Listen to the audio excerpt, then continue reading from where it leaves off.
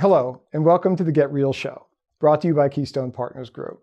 The Get Real Show dispels the myths and the mysteries behind the real estate sales business. Today, we're going to be spending time with the principals of the Scott and Lisa Loper team headquartered in Montgomeryville, Pennsylvania. Scott, Lisa, it's a pleasure to be on the show with you today. Thanks, Bob. It's great to be here. Thanks for having us. I'm excited that we have this time together. Us too. So tell me a little bit about yourself, what your model of the world looks like, your background, your history. Model of the world. Our background history, I mean, as far as real estate, I'm in this now 18 years, 19 years. Got licensed in 1998. Spent the first 14 years with RE/MAX, and I've now been with Keller Williams at a KPG office for the last 4 years. Lisa came over, so I got licensed in 1998. You? 2003. 2003. Yep. Yeah. So. And you are a husband and wife team. We are. Yes. We're a husband-wife team. We also have a buyer specialist and a full-time admin. Awesome. Yes. So when did you start working together as a husband and wife team, and how did that come about? We've always worked together. Okay. We were actually engineers before real estate, and we met at work, and we worked together at Air Products, and then he got into real estate, and I became a full-time mom, and then after our kids were in school, I got my real estate license and rejoined him at work. Okay. Tell me what your first year looked like. First year. Were you instantly a mega agent? No, not even close. A lot of macaroni and cheese. Yeah. So I started as a buyer's agent for a successful agent already. So it was great from the standpoint of being able to learn from somebody new to the business. I came in under a very strong agent who was able to, I think, teach me a lot of the right way to do business. Certainly I've learned since then, but I had a good start. But just long ways away from, being a rock star and setting the world on fire. It was one of those, my very first year in real estate, I made $12,000. Okay. It's just Yeah. you can't lay it out there any more than that. Yeah. That's how I did my first year. And then you pretty much just really continued to double for the next several years. So what does your business look like today? Business today, we do about 60 transaction sides a year, about $500,000 in gross commission. And what's that in gross sales volume? It bounces 16 to 18 million. Okay. Tell me about your vision for what you'd like to see your team become. At this point, it's maybe considered modest growth. You might consider it modest growth, but we would like to, one, kind of solidify where we are now. The systems, the tools that we have, but also build another buyer's agent, another admin, and another listing specialist. That's about what I'm seeing right now. Once we get close to that, I'm sure there'll be vision beyond that. But right now, that's where I see us. So what's in the windshield right now is stabilize a team of people that work well together. Yeah, that and bring on a second buyer's agent. Great. That's in the windshield right now. That's awesome. Do you have some values that kind of guide your business, kind of guide the decisions that you make or how you make them? What's important to you? I think really what's important to us, and I do think it's a reason we've been successful, is it's really important to us. And it may sound cliche or too simple, but it's really important to us to do a great job for our clients and have them feel that we did a great job for them. Really simply that. We want to approach business so that at the end of a client's experience, if they hear somebody talking about real estate, they don't even wait, whether it's a friend or family member, they don't even wait for them to say, hey, do you know a good realtor? They go over and they say, hey, you got to call Scott, Lisa, Nita. That's really what we're after. That's an amazing compliment, isn't it? It is. But it's if you establish that and get that established in a solid footing there and then work it, you get wonderful business from it. Yeah. Lisa, what would you say if you were to think about other values that might guide your business or your business decisions? Well, as Scott was saying, I want all of our clients to feel that we took really good care of them, that they could trust us, that we gave them outstanding service. Real estate can be very stressful. Any transaction can be stressful. I actually think we've gotten exceedingly good at problem solving during the course of a transaction. And actually, sometimes I don't even think that our clients realize what has gone on behind the scenes occasionally. But I just want them to know that we're always on their side. And I feel that, we live in the community that we work. Our kids went through the school district, and we have friends and family in the area. So to me, it's just really important to be a really good contributing member of the community. And I always joke with clients, if I run into you in the grocery store, I don't want you to duck and run the other way. Sure. I want you to, be happy to see me and want to come up and talk to me. Mm-hmm. So it's not really a joke. Right? So those relationships are lifelong for you. Yes, absolutely. Tell me about your growth curve over the years, either professionally perhaps. What have been some of the things that you've done, decisions you've made about growth and becoming the best possible version of yourself professionally that have had the biggest impact on you and the growth of your business? The biggest has really been recent, and it's part of the reason that we made the switch from RE/MAX to Keller Williams, was really to develop a team, and that you can achieve a lot more success when you enlist other people and work as a team so that everybody does well. So that's really been the biggest, I would say, step change for us in business is just that mindset that a team can do infinitely greater things than you can on your own. And how have you gotten that knowledge and expertise in that field of hiring talent and growing a team? That actually it's actually one of the key reasons that I saw and was instrumental in making the switch was a training session or seminar called Recruit Select. I know you know it well. Sure. Yeah. That I was invited to. I was still at RE/MAX at the time, but I was invited to by a Keller Williams agent, and just saw to the level that Keller Williams had these systems models and training on how you build your team, what it looks like from start to finish, whether you're a solo agent or whether you're several levels yet from where we are, all along the way. Who are the right hires? When do you hire them? In what order do you hire them? And it's specifically, what type of person are you looking for each of these roles? So that's just one. That is a 2-day class. It's a 2-day class. Yeah, I think it was. so. I mean, I know it's being revamped and being redone, but at that time it was a 2-day class just on learning the components of a good team and then learning how to hire those components at the right time. Let's get real about the whole concept of team building. Were you both on the same page when this thought of building a team came up? And what did that look like? I was actually very resistant to the idea of building a team. It sounded complicated.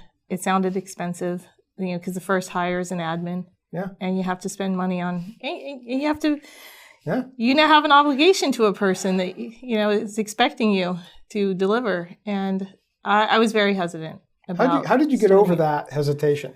What was the inspiration to get through that and make the change to building a team? Well, actually, when we came over to Keller Williams, we made the decision, this is the right thing. It's what we have to do. And we started with a part-time admin. And we only had her, I think, 8 hours a week. And I couldn't believe how much I loved that 8 hours a week. What did you do with the 8 hours? We didn't I got more productive with my time. And, send mailers out and, that schedule showings ourselves, and we use that time better. But you saw your productivity just, start to go up, and it made it easier to say, imagine what we could do if we had somebody full time taking this stuff off of our plate. Sure. So we started with a baby step, but it was a good step, and it showed us this really is the way to go. Sure. safe to say that when you hire that first assistant, you might actually take a step back in profitability? I don't even think we skipped a beat with that. No, not really, because again, I think we had that part-time admin and we started to put the systems in place and get the feel for working with an admin. So it became very apparent that is what and even when we made the switch to Keller Williams, we knew what the model was because we went through that training process and we knew what the model was. So we knew an admin's the first hire. It's who you have to have. Then and only then do you bring on a buyer's agent. So even early on when we came over and we had the part-time ad, when we knew the goal was a full-time, it just was easier for us once we had that part-time admin, saw the benefit, and started to put the systems into place. So that when we did hire the full-time admin, we were kind of running already, and it just was able to kind of take off from there. Mm-hmm. I think there's I don't know if it's a myth or a truth. I'll ask you that real estate agents don't have a life and that they're tied to their phones. Do you find that's the case with you? It's less the case now. It's probably then we're working towards freeing that up even more so, but. Prior to making this, and that's one of the things when you have a team, everybody has their job and you can divide and conquer, all these responsibilities. So you're not just the one person keeping all those balls up in the air. For us, a lot of times it was, particularly during this season when you've got the real, we are in the thick of it right now, coming off of the spring market, still into a busy summer. And you're just working at this time of year, 7 days a week, 12, 13, 14 hours a day, a lot of times. When you have a team, you shouldn't be out there showing homes. That should be the buyer specialist. Does that still happen occasionally? Yeah, but it's occasionally. Generally, we really don't work weekends anymore. Definitely not on Sundays. Every once in a while, we'll do a Saturday appointment, but by and large, we have that time off. By and large, in the evenings too, we try to shut it down, after 6 o'clock or so. So now this may be against the common perception in the real estate world. I just want to make sure I understand what you're saying. So you're saying that you actually have more time off now that you have a team than before you had a team? Yes, yeah, without a doubt. Yeah, no, that's... So production goes up, time off goes up too. Yes. One of the big benefits, and you could even look at it like, okay, if I looked at all the business my team generates now and I just service that business, would I be making more money? Yeah, if I could service that myself, okay, yeah, but compared to where I was, we're making more money, and yes, I have more life, so... How do your clients feel about working with the team? Do you feel that they are excited about that? Do they feel they're served well? Depends on the person initially. By the time they get into this, we get so many thank you emails addressed to Anna May, our assistant, Nita, our buyer specialist, that, they're just wonderful to work with. So some people are hesitant. A few at least are hesitant initially, particularly ones that have worked with us in the past and are coming back. So some are, but a lot right out of the gate are just like, they see it, they get it. Okay, I know how busy this job is, and the fact that if Scott's busy, I know I'm going to hear from Anna May. I'm going to have somebody whose job it is to be at that phone, 9 to 5. So a lot of them really get it right from the get-go. Those who are hesitant usually get it, not too long into the process. So the outcome is referrals. Yes. Yeah. Right. Yes. Fantastic. Sometimes you talk to a client who might have worked with a different real estate team in the past, and they were unhappy because they felt, well, I contacted the team leader and then I just got pushed off to one of his agents, and I never saw them again or heard from them again. We've actually tried to structure our systems in such a way that they kind of know what to expect from the initial contact, that they're going to be working with the whole team, and if it's needed, that she might be doing some of the heavy lifting with the buying and the showing of the houses and stuff. But Scott does say he he stays in touch with all the clients throughout the transaction. So they never really feel like they just got abandoned. Yeah. Yeah, I think it's important, one, the team members know the standards and they know what they have to achieve for that client. So the client's going to be happy with their contact with that team member. But also we tell the client, even though, you're working with my buyer specialist to help you find the home, if you ever have an issue, don't feel like you can't call me. I do give them my cell phone number. Sure. Yeah. I don't get the call because that buyer specialist, is taking great care of them.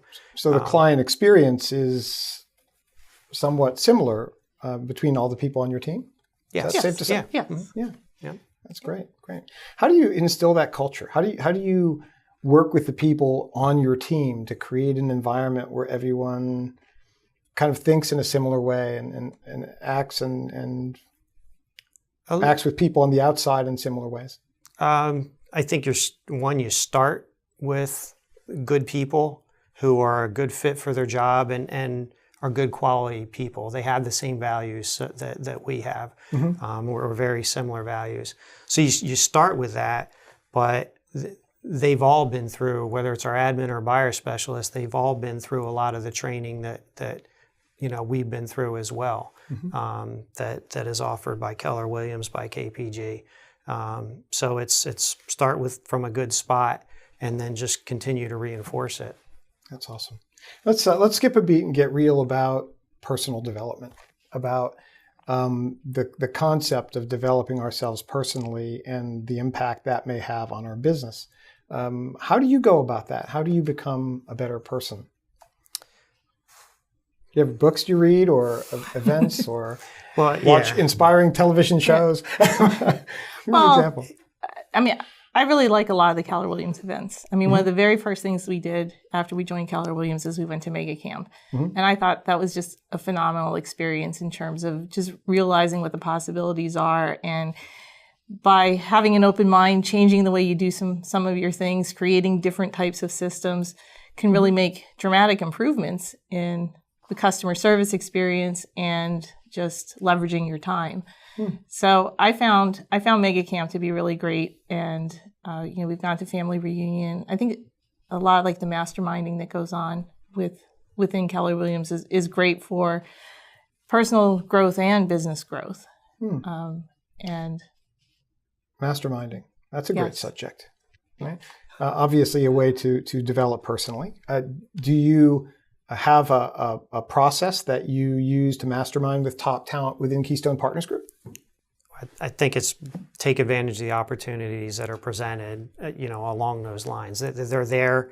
There's so much there as far as, training, learning experiences, whether it's seminars or going to these big events. But one of the things that we've been invited to, locally is a group of 5 top team members. We meet about once a month. And these are all mega agents? They're all mega agents with teams. So it's similar. They tried to set this up so that it was people with, similar team structures. If you have somebody who's way, way, way above or way, way below, the way, way below in production is probably going to be overwhelmed by where we are. Sure. And the same time, we could be overwhelmed. So it's 5 top, team agents in our idea of the production range of that. They're group. All 15 to 20 million? Yeah, I would imagine that they're all in the I was going to say 10 to 20 million in that range, but yeah, same sort of level. Great. Yeah, but it's nice. We talk about our challenges and different ideas on how to overcome, different issues that we might be struggling with within our business, whether it's, lead generation or lead follow-up, different ideas, team building. Give me an mistakes example we've made along the way. What would you do? I mean, what would you talk about in a mastermind with other mega agents when it comes to team building? Really, so everyone in that group has been to this training program, Recruit Select. It's very detailed. There's a ton of information there, and it's great. It's almost like theory and practice. Okay, that's almost like going to those things.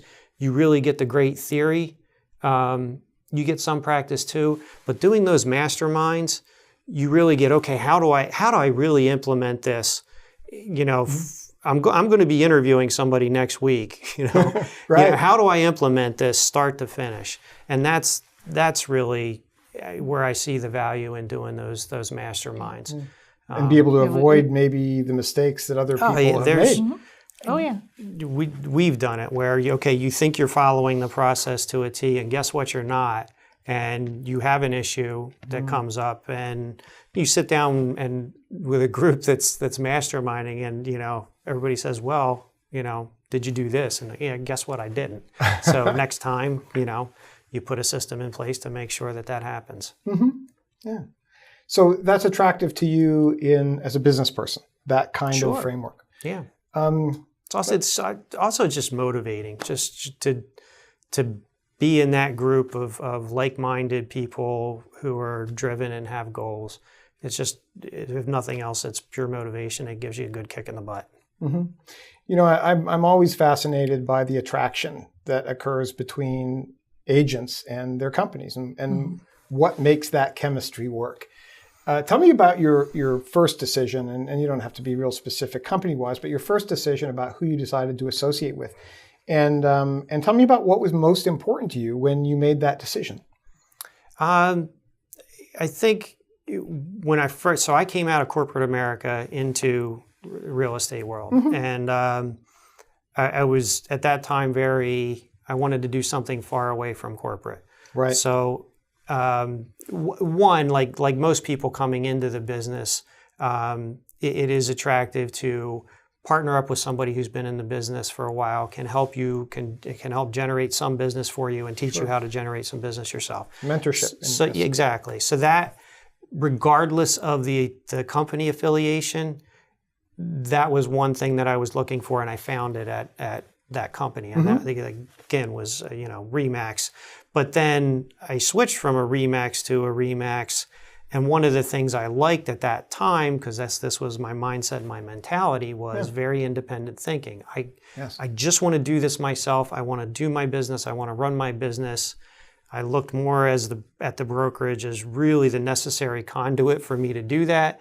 And as long as they allow me to do that and stay out of my way, then that worked. That worked. Yeah. That worked. It got me to a good level, and I did have some support. But by and large, it's run your business, and we'll maximize your commissions and pay us a fee. Sure. But at some point, you get to that point where you're the agent. Even when she came on board and was really handling the assistant function and doing some showings. What year was that again? 2003. 2003. Okay.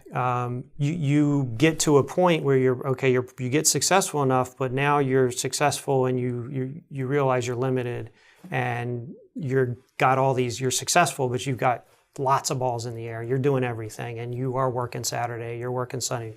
Again, particularly this time of year, and you're doing that, 12, 13, 14 hours a day. So do you think, looking back,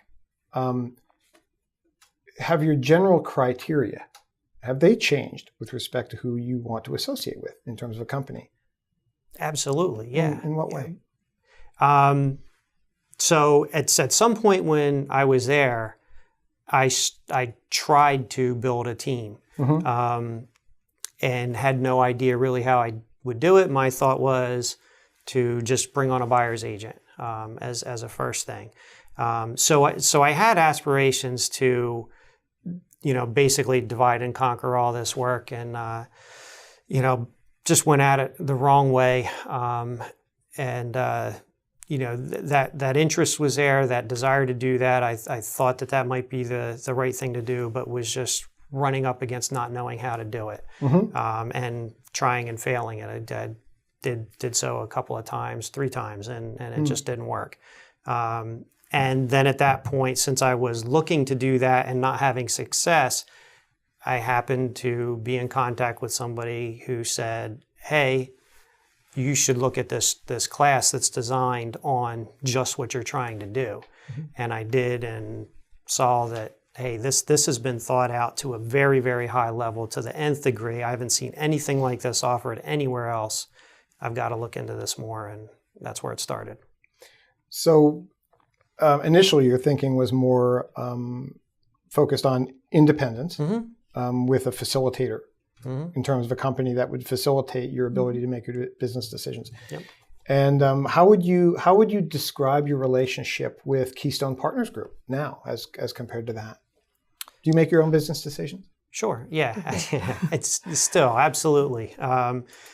We still have the freedom to run our business however we want to.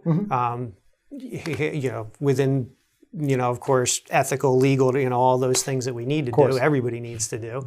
But, as far as, what type of business we're going after and how we're managing our business within that framework, we're allowed to do whatever we want. But we're also very, very encouraged to go to the training, to learn, to grow as a team leader, as a team member, as an agent.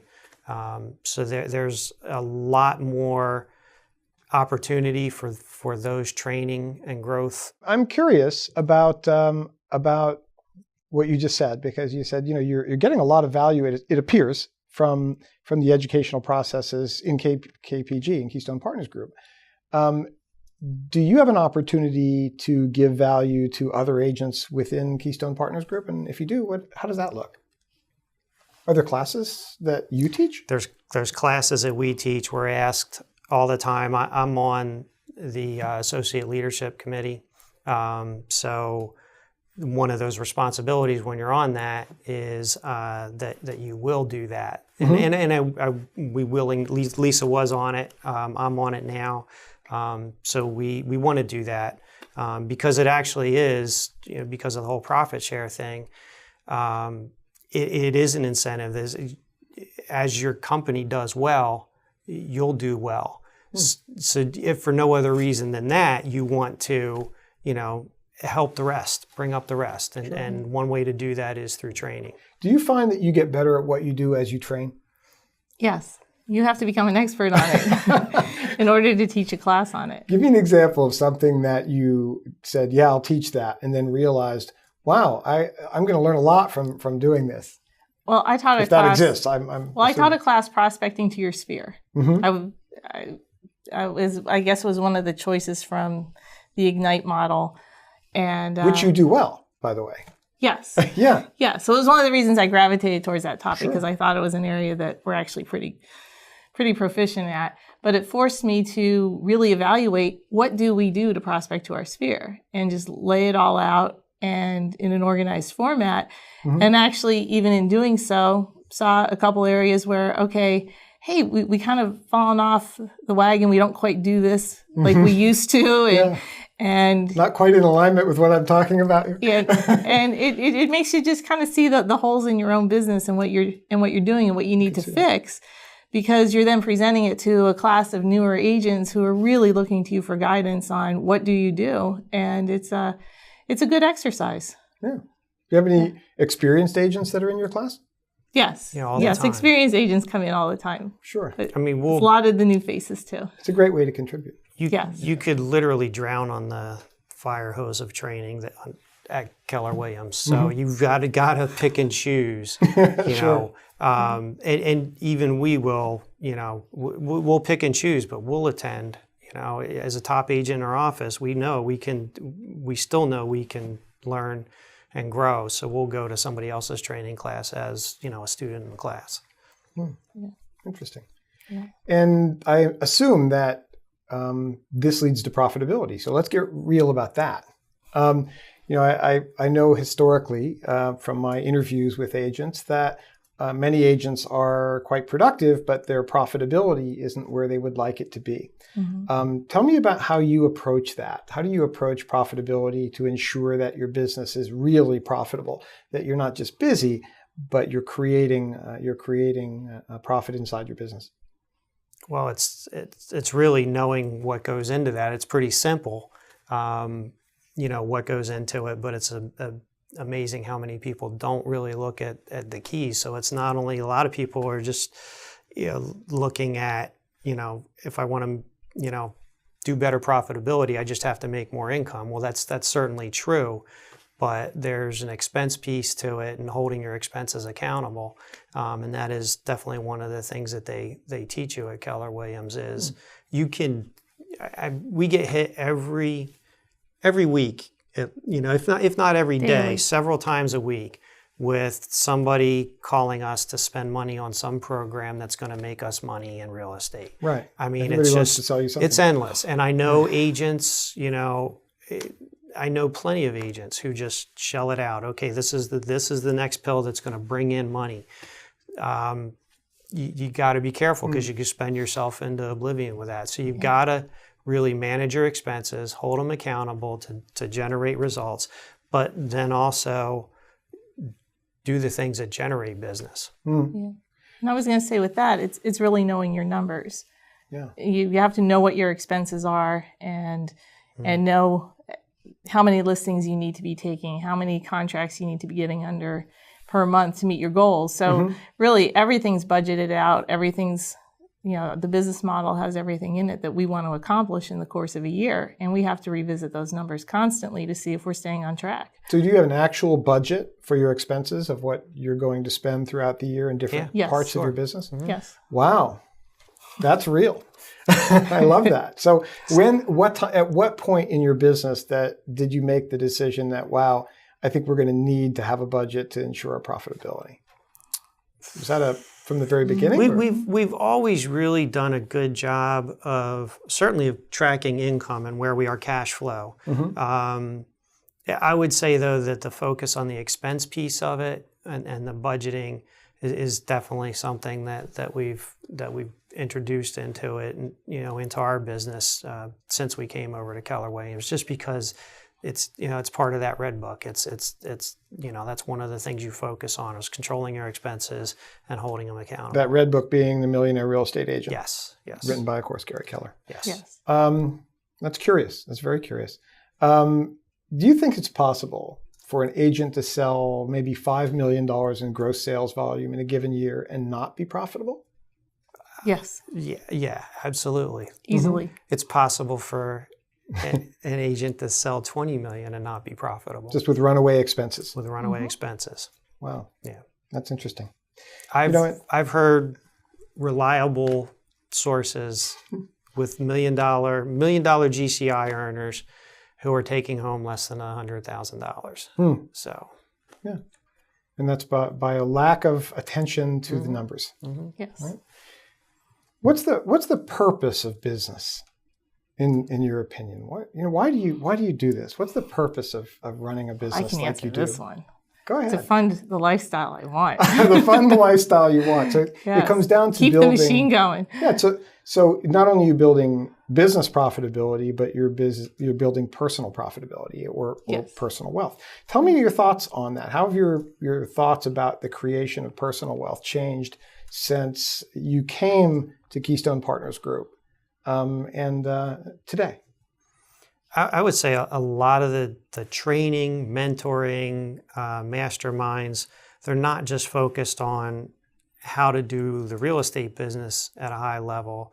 It's a lot of it is how to become a better person, how to manage your finances and grow wealth so you can do what you want to do. So you got a lot of, you would think a real estate company, the training is going to be very, very real estate specific, and there's a lot of it that is, but there's a lot of it that really, if we were doing something totally different, would still apply. There's the class financial mastery. It doesn't matter what industry you're in, it will help you grow wealth. And that's something that we've taken a couple of times. Tell me more about that. That's interesting.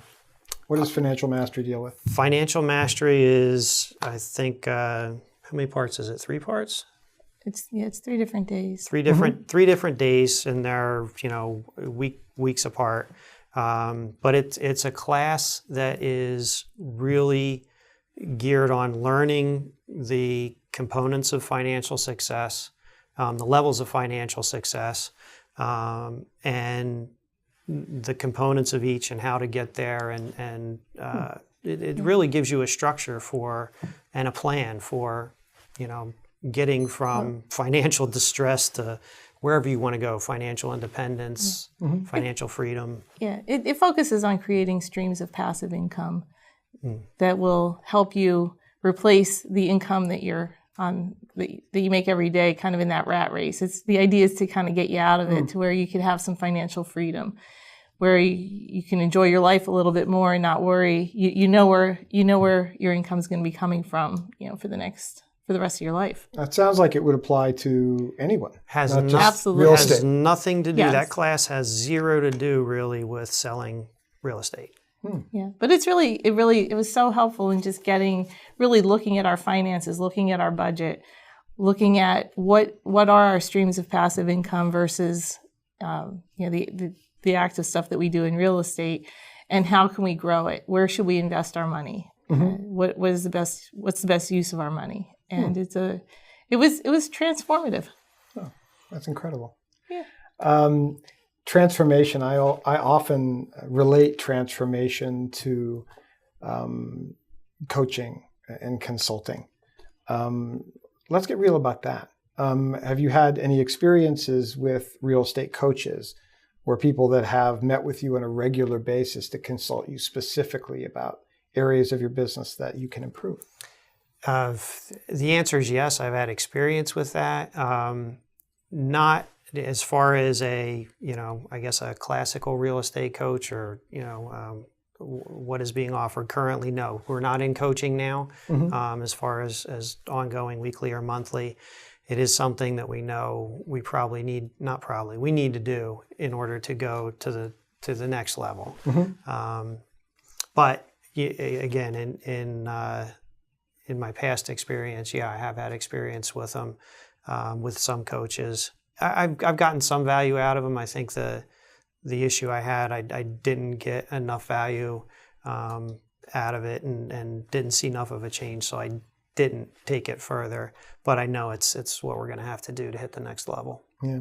I know that. I'm sorry. Well, I was just going to say, one of the things that I've actually really liked about being part of KPG is I actually feel there's a lot of people in the leadership that we can go to when we have questions. And you wouldn't necessarily go to the same person with the question. It kind of depends upon the question you have, or the coaching or the advice that you're looking for. But I feel I feel like anybody would take our call in a second, spend time with us, talk to us, and point us in the right direction in terms of how to grow or how to solve an issue or how to fix something that we need help with. And I think the support is really, it's been nice. And maybe part of that's, we have leaned on the leadership at KPG for advice and help. And it's been great. If I could actually take that back and dovetail it with masterminding, which we talked about earlier. As I mentioned, I had an experience with coaching many, many years ago that wasn't bad, but it wasn't what I thought it would be. So I have a little bit of a hesitation. Right. But that mastermind group that I said that we're in, some of the people who are doing very, very well, better than us, are in mastery coaching. And just talking to them and hearing what they're doing, that's another benefit of that mastermind, because it's making me realize it's different than what I did before. And really, for us to grow and break through our current ceiling, it's what we're going to have to do. So currently that masterminding is your framework for consulting right now? It is, yes. Yeah. So if you were to make that decision, okay, we're ready to, we've got our team kind of solidified and we're ready to move forward from where we are now to maybe double our gross sales volume. Any ideas about where you would turn for coaching that would allow you to do that? Well, probably mastery coaching. Yeah, they call it MAPS coaching at Keller Williams. Mega Agent Productivity Systems, yeah. Is that it? Yeah. Okay. And so it's that mastery coaching. You'll hear it used almost interchangeably. But that is a huge training program at Keller Williams. You have, whether it's a one-on-one or team coach, but you have a professional coach who's been in this business, doing it at a high level and has been through their training, and you are meeting with them, on a weekly basis. The MAPS would be a great match for you, I think. I believe so, yeah. Tell me about your relationship with Keystone Partners Group. How would you describe your relationship with the company? How does the company view you? I think they really view us as partners, people that they care about us, they want to see us succeed, and I think that they value our contribution to the company, and they're committed to supporting us. I mean, we have questions, we have problems. There's a number of people we can go to for help and assistance. Yeah, I think they have a real interest in our success because we do have a partnership relationship with them. So that is one of the mindsets here, is that as we all do better, you'll do better as an individual, but we'll all do better. So I remember earlier you talked about profit share. We really just kind of skipped over that. But what does that mean to you? What did it mean when you first considered being a part of Keystone Partners Group, and what does it mean today? When we first considered coming over, it was a very secondary benefit, a good benefit, but like I said, the main reasons that we made this shift was for the team building aspect and what we saw to be able to do with our business. We also talked about financial mastery, which one of the things that they really focus on is building passive income. And we've learned, come to realize that is really the key to financial independence. And that's what profit share is. It's passive income. It's a reward for growing the company and helping the company become profitable. You not only grow in terms of agent count, if you just grow agents, but the company's not profitable, it's no good. So That's why you do the training. We host training classes and do training classes